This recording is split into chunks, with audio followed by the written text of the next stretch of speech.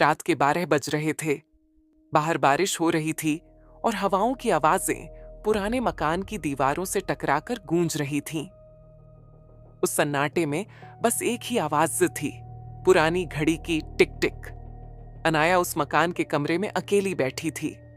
उसके हाथ में एक पुराना खत था, पीला पड़ा हुआ, किनारों से फटा हुआ। वो खत किसी अर्जुन नाम के व्यक्ति का था। उसकी आंखों में आंसू थे, लेकिन साथ ही एक डर भी, क्योंकि अर्जुन उसका पति नहीं था, बल्कि वो आदमी था जो 5 साल पहले मर चुका था। पहला मोड़, अनाया ने धीरे से खत खोला। उसमें लिखा था, अगर मैं लौट कर ना आऊं तो इस खत को पढ़ना। इसमें वो सच लिखा है जो मैंने किसी को नहीं बताया। उसके हाथ कांप गए। उसने चारों तरफ देखा। कमरा वैसा ही था जैसा अर्जुन के मरने के बाद छोड़ दिया गया था। दीवारों पर उनकी तस्वीरें, मेज पर उसका टूटा हुआ चश्मा और एक कोना जिसमें अभी भी उसकी घड़ी रखी थी जो उस रात रुक गई थी। उसकी धड़कन तेज हो गई। उसने आगे पढ़ना शुरू किया। अनाया, जिस इंसान को तुम मेरा सबसे अच्छा दोस्त समझती हो, वो ही मेरी मौत की वजह बनेगा। अनाया के होंठ सूख गए। उसका मन पीछे के सालों में चला गया, उस हादसे की रात में। भयावह रात। वो एक कार एक्सीडेंट था। पुलिस ने कहा था अर्जुन की कार खाई में गिर गई थी, कोई जिंदा नहीं बच सका। लेकिन अनाया को हमेशा लगता था कि कुछ गलत था। उस रात अर्जुन ने उसे फोन किया था और बस इतना कहा था, अगर मैं सुबह तक ना पहुंचूं तो मेरे कमरे की अलमारी का लॉक मत खोलना। और फिर फोन कट गया था। अनाया ने कभी वो अलमारी नहीं खोली। आज 5 साल बाद जब उसे यह खत मिला, उसने वही करने का फैसला किया जो अर्जुन ने मना किया था। रहस्य का दरवाजा वो धीरे धीरे उठी, टॉर्च जलाई और अलमारी के पास पहुंची। पुराना लकड़ी का दरवाजा जैसे अब भी कुछ कह रहा था। उसने लॉक तोड़ा, थक की आवाज आई और उसके साथ ही ठंडी हवा अंदर आई। अंदर से उसे एक पुराना लिफाफा मिला। उस पर लिखा था, एविडेंस फॉर अनाया ओनली। उसने उसे खोला। अंदर कुछ तस्वीरें थीं और कुछ मेडिकल रिपोर्ट्स।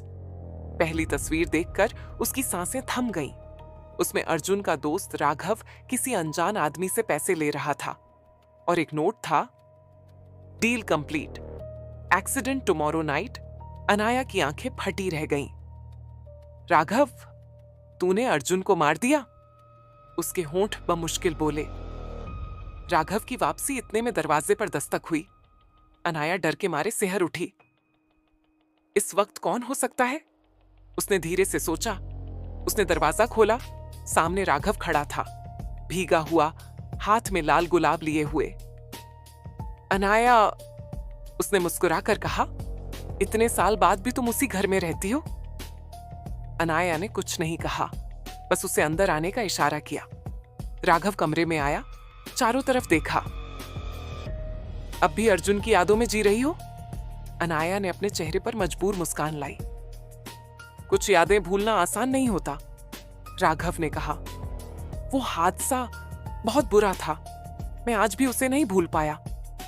उसकी आंखों में झूठ था, लेकिन आवाज में भावनाओं का अभिनय। सच का सामना। अनाया ने धीरे से पूछा, अगर तुम्हें अर्जुन की मौत का इतना दुख था, तो क्या तुम जानना नहीं चाहोगे कि वो कैसे मरा? राघव के चेहरे की मुस्कान हल्की पड़ गई। क्या मतलब? उसने पूछा। अनाया ने वो तस्वीरें उसकी ओर बढ़ाईं। राघव का चेहरा पीला पड़ गया। वो कुछ बोल नहीं पाया। बोलो राघव, अनाया चिल्लाई, क्यों किया तुमने ये? उसने तुम्हें अपना भाई माना था। राघव ने गहरी सांस ली और कुर्सी पर बैठ गया। क्योंकि मैं उससे नफरत करता था अनाया। हर जगह वो आगे था, बिजनेस, दोस्ती और तुम्हारे दिल में भी। मुझे वो सब चाहिए था जो उसके पास था। अनाया के आंसू अब रुक नहीं रहे थे। तो तुमने मुझे विधवा बना दिया, राघव ने कहा। वो एक्सीडेंट मैं नहीं चाहता था, बस डराना चाहता था, लेकिन ब्रेक फेल हो गए। वो सिर झुकाकर बैठ गया। अंधेरे में सजा कमरे में कुछ सेकंड का सन्नाटा छा गया। फिर अचानक बिजली चली गई।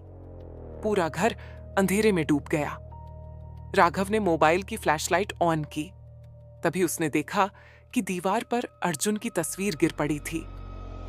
पीछे से किसी ने फुसफुसाया, राघव, तूने मुझे धोखा दिया।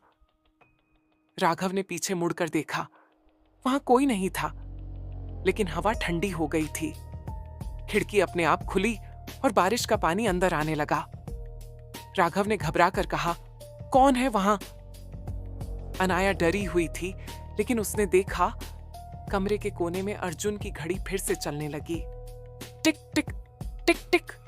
राघव का चेहरा सफेद पड़ गया। नहीं, ये मुमकिन नहीं है। और तभी बिजली फिर आ गई, लेकिन राघव वहां नहीं था। सिर्फ उसकी भीगी हुई जैकेट जमीन पर पड़ी थी। आखिरी खत, सुबह जब पुलिस आई, उन्हें राघव की लाश पास के जंगल में मिली। पोस्टमार्टम रिपोर्ट में लिखा था हार्ट अटैक। पर उसके चेहरे पर डर का ऐसा भाव था जैसे उसने कुछ ऐसा देखा हो जो इंसान नहीं था। अनाया ने फिर वही खत उठाया, आखिरी लाइन पढ़ने के लिए। अगर किसी दिन मेरा सच सामने आए तो मुझे बदला नहीं चाहिए। बस ये यकीन चाहिए कि तुम मुझे भूलोगी नहीं। मैं तुम्हारे पास हमेशा रहूंगा, बस हवा की तरह, हर सांस में। अनाया ने खत को सीने से लगाया। बाहर सूरज निकल आया था। कमरे में रखी अर्जुन की घड़ी अब भी चल रही थी, टिक टिक पे टिक टिक। और उसके साथ ही अनाया के होंठों से एक हल्की मुस्कान निकली। हाँ अर्जुन, मैं तुम्हें कभी नहीं भूलूंगी।